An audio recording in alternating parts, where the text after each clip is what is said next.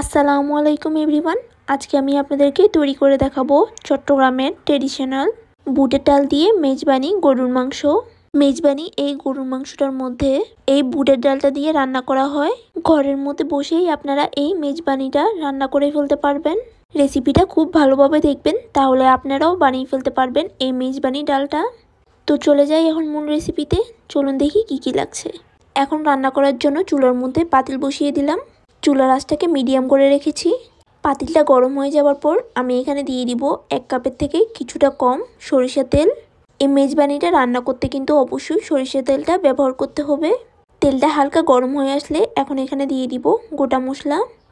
এখানে আমি এখন দিয়ে দিব 10 থেকে 12টা আস্ত গোলমরিচ। তারপরে দিয়ে দিব 4 থেকে 5টা এলাচি। তারপরে এখন এখানে দিয়ে দিচ্ছি 3টা তেজপাতা। আমি এটাকে ছিঁড়ে এখানে দিয়ে দিলাম। তারপরে এখানে দিয়ে দিব অর্ধেকটা তারা মৌরি। তারপরে দিয়ে দিব 4 থেকে 5টা লবঙ্গ। তারপরে দিয়ে দিচ্ছি দারুচিনি 4 থেকে 5টা ছোট দেখে। দিয়ে দিলাম এখানে একটা বড় এলাচ বা কালো এলাচ।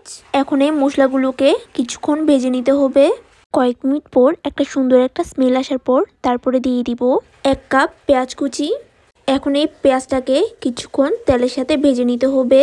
পেঁয়াজটা একটু হালকা বাদামি করতে হবে, বেশি বাদামি করা যাবে না। পেঁয়াজটা সুন্দর একটা কালার চলে আসার পর কিছুক্ষণ ভেজে নেওয়ার পর তারপরে এখানে দিয়ে দিতে হবে বাটা মশলা 1 টেবিল চামচ আদা বাটা। তারপরে এখানে দিয়ে দিব 1 টেবিল চামচ রসুন বাটা। এখন এই বাটা মশলাগুলো দিয়ে এখন এগুলোকে হালকা একটু নাড়িয়ে চাড়িয়ে নিতে হবে। তারপরে এখানে দিয়ে দিতে হবে বাকি বাটা মশলাগুলো। দিয়ে দিলাম 1/2 চা চামচ মৌরি বাটা। তারপরে এখানে দিয়ে দিলাম 1/2 চা চামচ রাঁধুনি বাটা, 1/2 চা চামচ শাহি জিরা বাটা, 1 টেবিল চামচ নারিকেল বাটা। তারপরে দিয়ে দিলাম 1 চা চামচ সরিষা বাটা। তারপরে দিয়ে দিলাম 1 চা চামচের উপর বাদাম বাটা। এই বাদাম বাটার মধ্যে চীনা বাদাম আর কাঠবাদাম আছে। এখন এই মশলাগুলোকে 1 মিনিটের জন্য রান্না করে নিতে হবে। তারপরে 1 মিনিট পর এখানে দিয়ে দিতে হবে পেঁয়াজ বাটা। এখানে আমি 2 টেবিল চামচ থেকে কিছুটা কম দিয়ে দিলাম পেঁয়াজ বাটা। এখন এই পেঁয়াজ বাটা দিয়ে দেওয়ার পর এখন এটাকে খুব ভালোভাবে কষিয়ে নিতে হবে। যখন দেখবেন মশলাটা একটু লেগে আসবে তখন এখানে সামান্য একটু পানি দিয়ে দিতে হবে। আমি এখানে সামান্য একটু পানি দিয়ে এটাকে খুব ভালোভাবে আবারও নাড়িয়ে চাড়িয়ে নিচ্ছি। এখন আমি এখানে গুঁড়ো মশলাগুলো দিব। এখানে দিয়ে দিলাম 1 টেবিল চামচ রেগুলার শুকনো মরিচের গুঁড়ো। এই মেজবানি রান্নার ক্ষেত্রে কিন্তু হাটাজারির মিষ্টি শুকনো মরিচটা কিন্তু দেওয়া হয়। আপনাদের কাছে হাটাজারি শুকনো মরিচের গুঁড়োটা থাকলে আপনারা রান্নার মধ্যে ইউজ করবেন। এখানে আমি রেগুলার শুকনো মরিচের গুঁড়োটা দিয়েছি, তাই এখানে 1 টেবিল চামচ দিয়েছি। আপনারা পছন্দ মতো করে দিয়ে দিবেন ঝাল অনুযায়ী। তারপরে এখানে দিয়ে দিলাম 1 টেবিল চামচ ধনিয়া গুঁড়ো। তারপরে এখানে দিয়ে দিতে হবে 1 টেবিল চামচ জিরে গুঁড়ো। আপনারা চাইলে বাটা মশলাটাও দিতে পারেন। বাটা মশলাটা ইউজ করলে টেস্টটা আরও বেশি ভালো আসে। তারপরে এখন এখানে দিয়ে দিলাম 1 চা চামচ হলুদ গুঁড়ো। তারপরে এখন এখানে দিয়ে দিলাম স্বাদ মতো 1 টেবিল চামচ লবণ। এখানে আমার সবগুলো গুঁড়ো মশলা দেওয়া শেষ হয়ে গিয়েছে। এখন এটাকে আবারও খুব ভালোভাবে কষিয়ে নিতে হবে। চুলার আঁচটাকে লো টু মিডিয়াম আঁচে রেখে খুব ভালোভাবে এই মশলাগুলোকে রান্না করে নিতে হবে। মশলাগুলো কিন্তু খুব ভালোভাবে কষিয়ে নিতে হবে, তাহলেই কিন্তু এটা খেতে ভালো লাগবে। ততক্ষণ পর্যন্ত মশলাটাকে ভালোভাবে কষাতে হবে যতক্ষণ না পর্যন্ত একটা সুন্দর গন্ধ আসছে। আমি যখন দেখেছি মশলাটা লেগে যাচ্ছে পাতিলের সাথে তখন এখানে আরও কিছুটা আমি পানি অ্যাড করে দিলাম।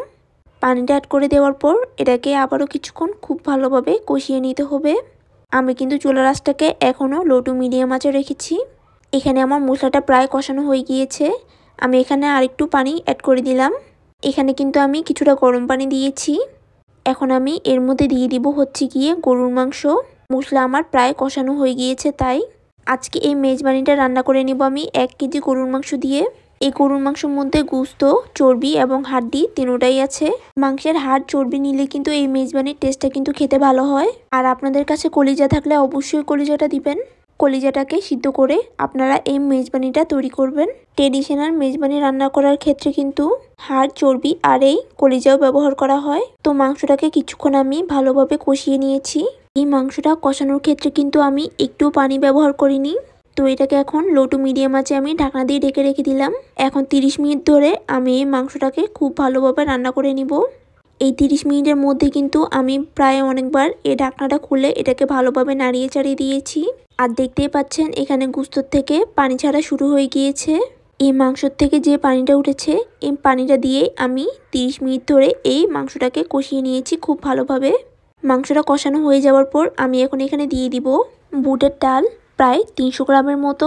এই ডালটাকে আমি 2 ঘন্টা ধরে ভালোভাবে ভিজিয়ে রেখেছিলাম। তার আগে কিন্তু আমি এই ডালটাকে খুব ভালোভাবে পরিষ্কার করে নিয়েছিলাম। তো 2 ঘন্টা পর আমি এই ডালটাকে এখানে দিয়ে দিয়েছি। বাবুর্চিরা কিন্তু আগের থেকে এই ডালটাকে সিদ্ধ করে নেয় না, এই মাংসের সাথে ডালটা দিয়ে তারপরে এটাকে ভালোভাবে সিদ্ধ করে নেওয়া হয়। এখন 4 থেকে 5 মিনিট এই ডালটাকে খুব ভালোভাবে রান্না করে নিব। এতে করে ডালের যে কাঁচা গন্ধ থাকে সেটাও আর থাকবে না। এখানে আমি দিয়ে দিলাম সামান্য একটু গরম পানি। গুস্তটা পাতিলের সাথে লেগে আসছিল, তাই আমি এখানে সামান্য একটু পানি দিয়ে আবারও কষানো শুরু করলাম। এখন 5 মিনিট ধরে এই মাংসটাকে খুব ভালোভাবে কষিয়ে নেওয়ার পর আমি এখানে দিয়ে দিব 5 কাপের মতো পানি। এখানে আমি গরম পানি দিয়েছি। পরবর্তীতে আরও পানির প্রয়োজন হলে আপনারা দিয়ে দিতে পারেন। গরম পানিটা দিয়ে দেওয়ার ফলে তাড়াতাড়ি এটা রান্নাও হয়ে যাবে আর স্বাদটাও ঠিক থাকবে। তো পানিটা দিয়ে দেওয়ার পর এটাকে একটু হালকা নাড়িয়ে চাড়িয়ে নেওয়ার পর এখন এটাকে ভালোভাবে ঢাকনা দিয়ে ঢেকে রেখে দিব। চুলার আঁচটাকে কিন্তু আমি শুরু থেকে লো টু মিডিয়াম আঁচে রেখেছি। ঢাকনাটা দিয়ে দেওয়ার পর এটাকে কিন্তু 40 থেকে 45 মিনিটের মতো করে রান্না করে নিতে হবে। ডালের কোয়ালিটির উপর নির্ভর করে কিন্তু এটা সিদ্ধ হতে টাইম লাগতে পারে। 40 থেকে 45 মিনিটের মধ্যে কিন্তু আমি ঢাকনা খুলে একটু পরপর নাড়িয়ে চাড়িয়ে দিয়েছি।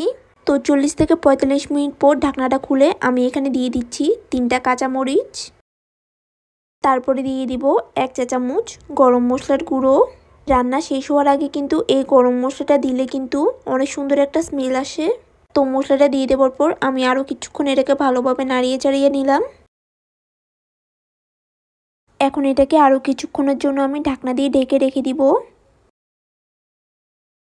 এখন এই চুলার মধ্যে 1/4 কাপ দিয়ে দিলাম সরিষা তেল। প্রথম থেকে কিন্তু আমি সরিষা তেল ব্যবহার করেছি। মেজবানি রান্নায় কিন্তু সরিষা তেলটাই ব্যবহার করা হয়। এখন এই 4টা শুকনো মরিচকে খুব ভালোভাবে ভেজে নিতে হবে। খুব ভালোভাবে ভাজা হয়ে যাওয়ার পর সাথে সাথে এই মাংসের মধ্যে দিয়ে দিতে হবে আর হালকা একটু নাড়িয়ে চাড়িয়ে নিয়ে তারপর এটাকে সাথে সাথে ঢাকনা দিয়ে ঢেকে রেখে দিতে হবে। তো দেখতেই পাচ্ছেন এখানে আমি ঢাকনা দিয়ে ঢেকে রেখে দিয়েছি। এখন আমি করে দিব চুলার আঁচটাকে লো। চুলার আঁচটাকে লো করে দেওয়ার পর আমি এটাকে 10 মিনিটের মতো করে রান্না করে নিব। এই 10 মিনিটের মধ্যে কিন্তু একবারও এই ঢাকনাটাকে খোলা যাবে না। তো 10 মিনিট পর আমার এই মাংসটা রান্না করা হয়ে গিয়েছে। তো এখানে আমার তৈরি হয়ে গিয়েছে চট্টগ্রামের ঐতিহ্যবাহী মেজবানি ডাল। আশা করছি রেসিপিটা আপনাদের কাছে সহজ লেগেছে। একবার হলেও আপনারা এটা ট্রাই করে দেখবেন চট্টগ্রামের মেজবানি ডাল। আশা করছি আপনাদের সবার কাছে ভালো লাগবে। তো এই তো আজকের জন্য এতটুকুই। দেখা হচ্ছে অন্য কোনো রেসিপি নিয়ে। আল্লাহ হাফেজ।